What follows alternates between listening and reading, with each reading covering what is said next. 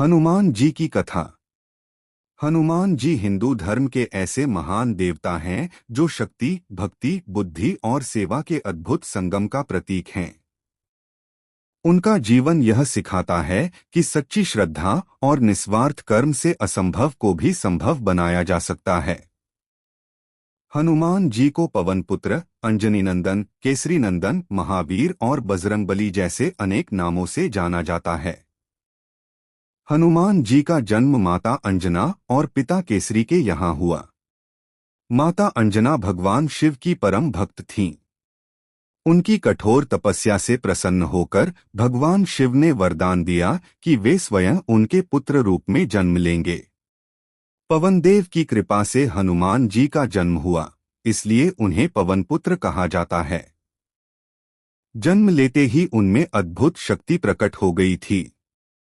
बाल्यावस्था में हनुमान जी अत्यंत चंचल और शक्तिशाली थे। एक दिन उन्होंने उगते हुए सूर्य को लाल फल समझकर निगलने का प्रयास किया। इससे देवताओं में हड़कंप मच गया। इंद्रदेव ने अपने वज्र से हनुमान जी पर प्रहार किया, जिससे उनकी ठोड़ी हनु टूट गई।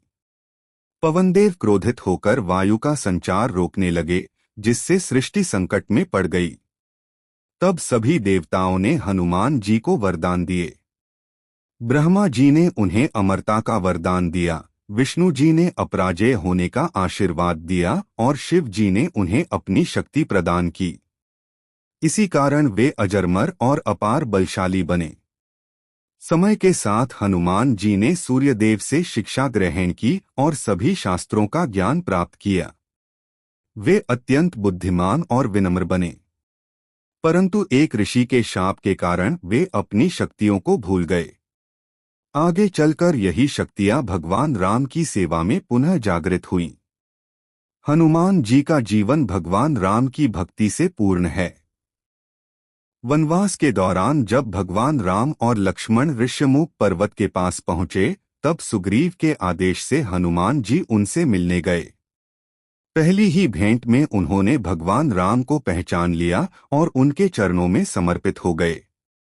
यह भेंट इतिहास की सबसे महान भक्त भगवान मिलन की घटना मानी जाती है। सीता माता की खोज में हनुमान जी की भूमिका अत्यंत महत्वपूर्ण रही।